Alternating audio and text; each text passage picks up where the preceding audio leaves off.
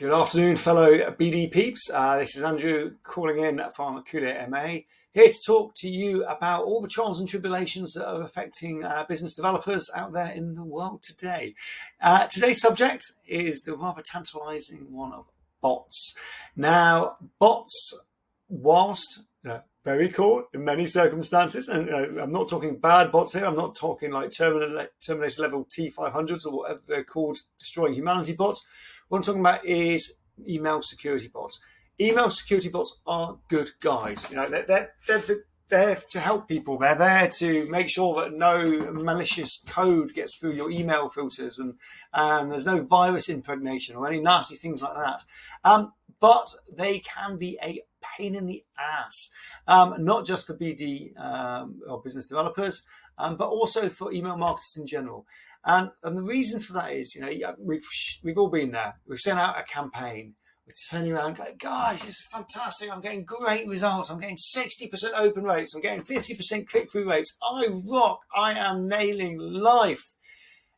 And then you look a little bit deeper at the results and you see that all of those opens took place the very second you sent the email, or all those clicks happened concurrently, and your email contained 5 links, and every single link was clicked at exactly the same second in time. Now, sad to say, that's not real behavior. That's not human behavior. That is a bot infestation. And these bots are causing problems with the industry. Things have got a lot worse in the last year or so. Last 6 months, we've seen Outlook updates, Outlook Defender, and we've seen a massive swing towards loads of bots coming in and pretty much opening and clicking everything. So what does that do? Well, that firstly massively skews your results. So we've known for some time now that open rates are pretty much a vanity metric anyway. No one really knows if somebody's opened your email or not. Half the time it's bots, half the time they've got the tracking turned off anyway. But they do provide a really useful benchmark. It also means that your journeys, any automations that you've got set up, that rely on either open, and don't do that. Don't set off automations based on an email being open. That's bad. But also clicks. If you say somebody clicks a link on an email, I'm going to wait 2 days and send a follow-up email. Fantastic. That was a good automation. It still can be, but it was up until bots started clicking the links or visiting your pages. And this just means you're sending out automated communications based not on a person's activity, but based on a bot's activity, and no one wants to do that, do they? So that's an issue. It's an issue for email marketers reporting and sending out efficient campaigns. It's a problem for salespeople who want to respond to engaged recipients of your email communications. It's a problem for your lead scoring model. If you have lead scoring based on engagement metrics like page views and clicks and file views and downloads, great, up until the bots start doing all of that stuff and start screwing up your lead score model.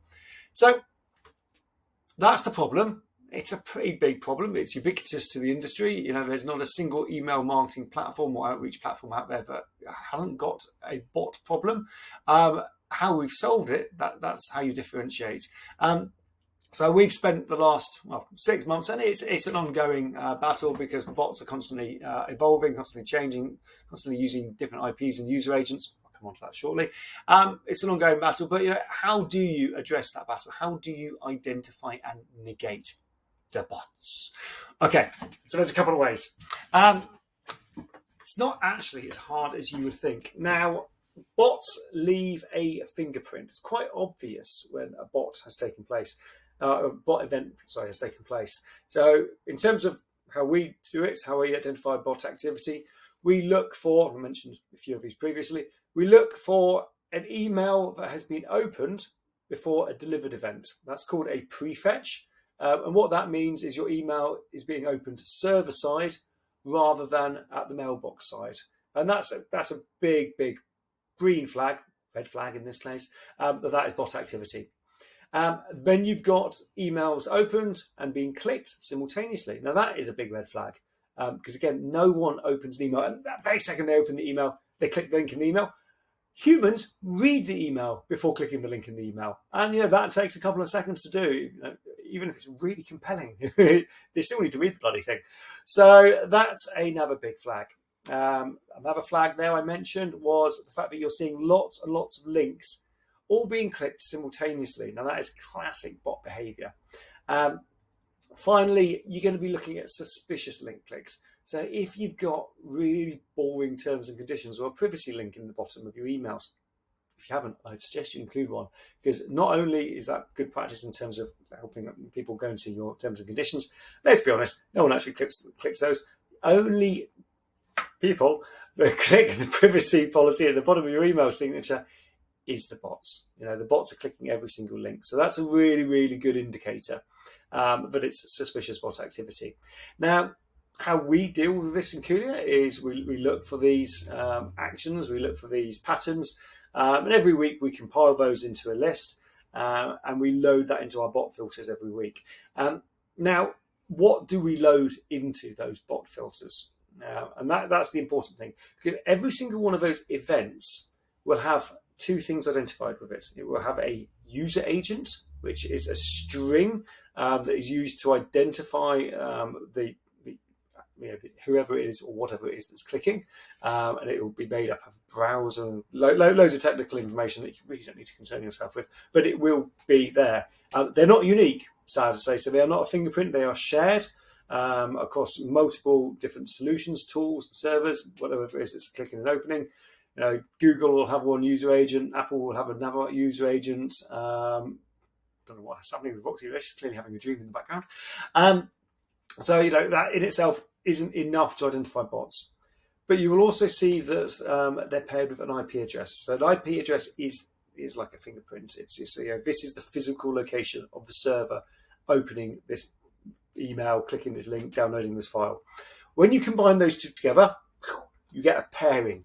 You get a pretty unique stamp to say, okay, well, this IP combined with this particular user agent, that's dodgy. That's a bot. And when you see that same pairing time and time again, clicking, opening links, and you see repeatedly that those are suspicious events based on the criteria we've just discussed, that's how you know. And then it's when you say, okay, well, enough is enough. I'm going to filter out and block this particular pairing.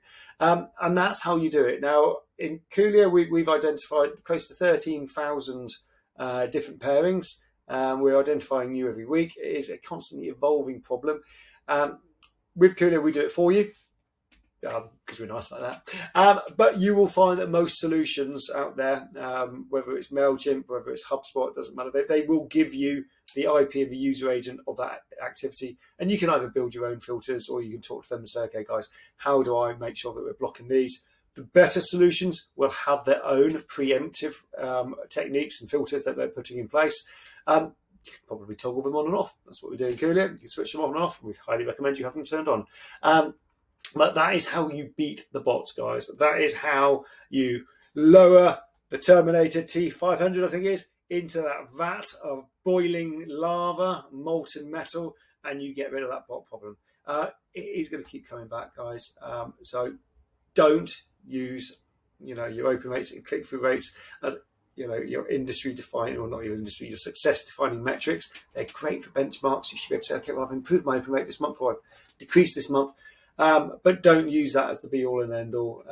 Engagement is critical. Really, what it comes down to is what sort of responses are you getting from your email campaigns? What are your bookings you're getting? What are your meetings you're booking? How many conversations are you starting? How many engaged conversations are you starting as a result of your email campaigns? That's really the metric you're looking at. This bot thing, it might be a little bit of a distraction, but you know what? It is important. And I know that as marketers, as BDs, we are tasked by them up above us with having successful open rates and improving conversion rates and click-through rates, etc., etc. So I get it. Okay, we get it. I know. So we're going to continue to use open rates and click-through rates as benchmarks, but we're going to make sure at least we're reporting on human activity. And on that note, I shall love you and leave you. Wish you a wonderful day. Take care. Goodbye from us over at Kulea HQ. Bye for now.